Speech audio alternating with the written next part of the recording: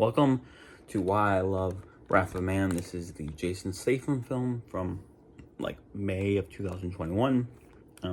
Very much flew under the radar, but at least this guy appreciates it. And that is the first time I've ever said that. But this is about Jason Statham. He plays a man named H. And H, this is a remake of a French film called like El Convoyeur or something like that. Basically Cash Truck. And this film is about H as he sort of goes on the search for a group of cash truck robbers who sort of killed someone very close to H, and now they have incurred his wrath. And for the most part, you know, the reason why this is a why video, why I love Wrath of a Man, is because I love like the first like 20 minutes of this movie and the last 50. I think this movie's kind of divided up into chapters. You know, a dark horse. Then you have Scorched Earth. Bad Animals Bad. And then you have Liver, Spleen, and Heart. Liver, spleen, lung, and heart. That's not how it goes, but just switch those middle two. And that's sort of like the final chapter. I think that's 5. And for the most part, I love Dark Horse, and I love the final sort of chapter of this film, which is the titular heist that these cash truck robbers are trying to get to, or are planning. I love everything about that final act. I love how it plays very much with like Jason Statham's like can never lose like clause, I guess you could say, in his contracts. I talked about this, and a lot of people talked about this when it came to the Fast and Furious franchise. But Vin Diesel, The Rock, and Statham all have they can't lose clauses in those movies. And I'm sure The Rock, because there's a lot of evidence pointing to this, that The Rock has it in like every movie he's in. He cannot lose a fight, nor can he appear to be losing a fight. And I think Guy Ritchie, because he's worked with Statham for so long, they basically like their big break was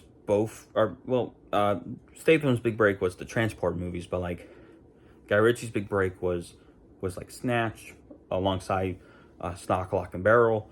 It was Snatch, and Statham is brilliant. He's actually hilarious in that movie. If you have not seen Snatch, it's not necessarily great, at least in my opinion, but it most certainly does a good job at, I think, being a good movie, and most certainly a funny movie. But no, this is my favorite Guy Ritchie movie, I think, because I just love its style. You know, I love that final act because, like I said, I think it plays very brilliantly with Statham's can never lose clause, where you never think for a second that he's going to lose, but he does have some moments of peril. And the robbers, who are like ex-military, they have a good, there's a good number of them. I think there's like maybe 8 overall of them. And they are really formidable. And the film shows you that in very obvious ways. And obviously Statham's going to win. His name is on the poster. He's on the poster. This is a Statham movie. But like I said, it plays with that very well. And you do sort of care somewhat about his fellow cash truck drivers. Statham works at a cash truck company that basically moves cash from like casinos and stuff like that. Casinos, smaller banks, and puts it into some other place. Like I think they keep it there in their facility for safekeeping until those casinos and banks need them back, I think. I'm not quite sure, and frankly, it doesn't really matter to this film. But they are fairly likable. You have your ones who are like supposed to be like your typical like gruff, like, oh, they're jerks. But you do have some likable ones. I don't like that sort of in that middle section that I don't really like. Statham like sleeps with like the only girl basically in this movie. Obviously, like, Statham has, like, an ex-wife who shows up for, like, a scene, but, like, for the most part, Dana is, like, the only girl in this movie. This movie is very testosterone fueled. Um, yeah, I don't know, it feels gratuitous, honestly, that he sleeps with, like, the only girl. Very gratuitous. But no, like, I love this movie's just, like, raw machismo. I feel like you don't get movies, I mean, I could be wrong, but I feel like you typically don't really get movies this masculine, or I, at the very least, don't watch movies this masculine. You know, this just, like, raw machismo. And I love it. Like I said, I think that, the best thing about this movie is, like I said, the first 20 minutes and the last 50. You know, overall, this is I really love, and this is, like, a really great movie for about 70, like, minutes, basically. And it's, you know, an hour and 50 minutes, or 55 minutes, I think. So, you know, that's fun.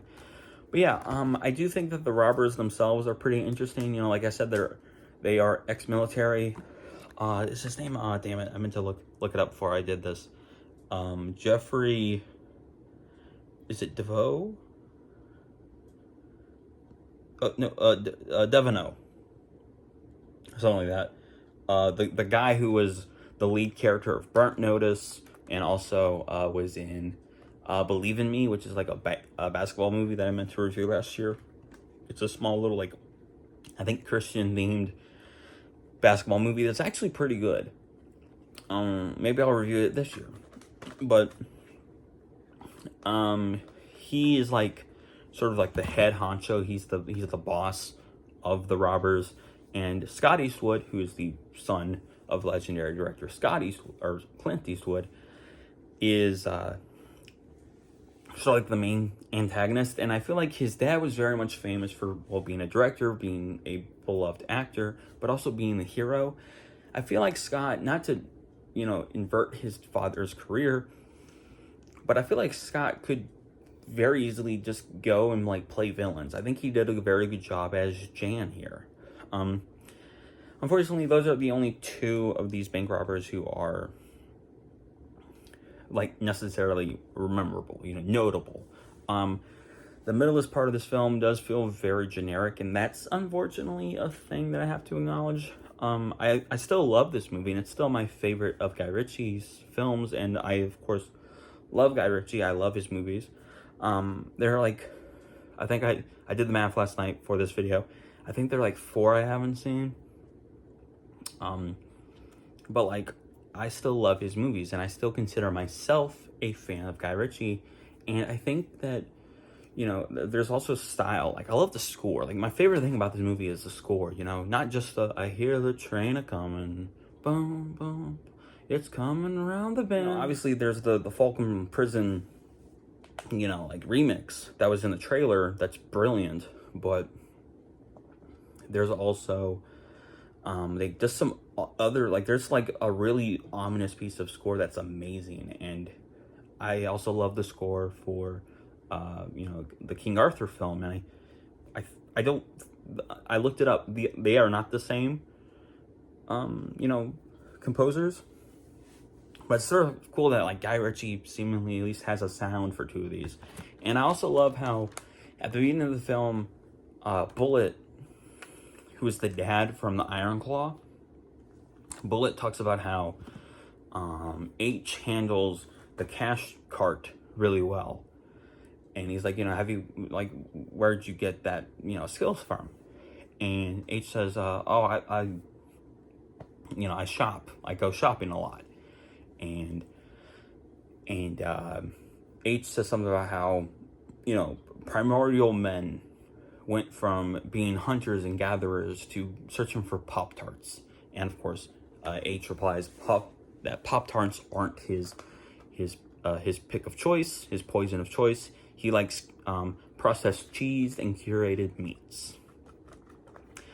And it's fun. Like, and, like, that's the only hint of, or the only, like, real mention of this movie's, like, machismo. but, you know, it's masculinity. But, I don't know, it's kind of interesting. And I think in, like, a different movie, a movie that cared about that kind of thing, I think you could really make a film like this that was a dissection, very much like how Barbie ended up being a dissection of feminism. I feel like you could make a movie that's a dissection of, like, raw machismo. Although, I talked about it last year, but Barbie really did do a good job at being, like, sort of for everybody. Like, that wasn't just the, like, you know, women, you know, movie. It was, I think, for everybody. Like, I think anyone can enjoy that film. It just happens to be aimed at women. You may have to be cut from a certain type of cloth for this film because of how masculine it is. One thing I will point out before I go is that I forget his name, but the guy from Trap, the new M. Night Shyamalan movie that came out last year, the guy from Trap who was also in, is his name Jason Hartnett or something like that? He was also in Pearl Harbor 20 years ago. I think it is Jason Hartnett. He plays someone named Boy Sweat Dave, and that's got to be one of the greatest names in all of fiction, going all the way back to the Odyssey to now. Boy Sweat Dave has to be one of the greatest names in fiction. And he, you know, he's great in this movie. He apparently, like, took a break from acting. He talked about that recently when it came to Trapped. He did take a break from acting because he was like an early 2000s, late 90s heartthrob who took a break, and now he's back. I think he did a really good job. Boy Sweat Dave is such a great name, and I do think he did a good job. And Boy Sweat Dave, surprisingly enough, actually has a character arc, and I can appreciate that because you wouldn't expect that. You don't get that from any other of the security guys. You know, you're lucky if you have a personality. Those guys very much are as thin as, like, a wafer. But Boy Sweat Dave, thankfully, has, like, a mini arc, and I appreciate that. But no, I really love this movie. Is it a perfect movie? No, but you wanna know what? I think that's what makes it so remarkable and amazing, is that it's not a perfect movie, but I still love it all the same. So, you know, that is it for now. Today is my birthday, by the way, January 11th. The day you're watching this is my birthday, so happy birthday, me. I'm 26 years old. You know, I was born January 11th, 1999, I think, like, at 8 or something a.m. And my mom has loved me ever since because I am amazing. And shout out to my mom, shout out to my dad. Happy birthday to anyone else who perhaps shares my birthday. I actually have one of my best friend's daughter actually has my same birthday, and I love it. I love that kid. Oh. Well, I just remembered. I don't know if my present has gotten here yet. The present I got for that little girl. Friend, if you're watching this, don't tell your daughter I have a gift for her. But yeah.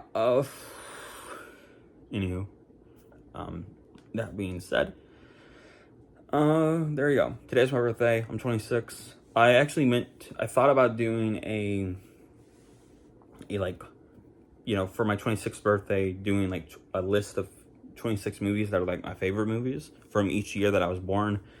I might do that next year because I didn't, until very recently, I didn't own my 1999 pick. But I might take that a bit more seriously towards the end of this year. Hopefully, my favorite movie from this year, hopefully it gets on DVD before, you know, January or whatever. But yeah, in all seriousness, and of course that being said, remember that God made you special. He loves you very much. This was yet another long video for me, but hey, you only live once. So, like I said, remember that God made you special. He loves you very much. I hope you're having a very lovely day. I hope you had a very lovely week. And as always, God bless, and I hope the people in Los Angeles are safe. Alden Tuttle says, "Hi, Emma and Patrick. I oddly have this feeling about Guy Ritchie's Wrath of Man, which is a remake of the French film Cash Truck. For 50 minutes or so, it's the greatest movie ever made. I love the third act and first 20 minutes with Statham. This comment will not end up on Patrick Replies." Well, Alden, here it is. I guess you were wrong.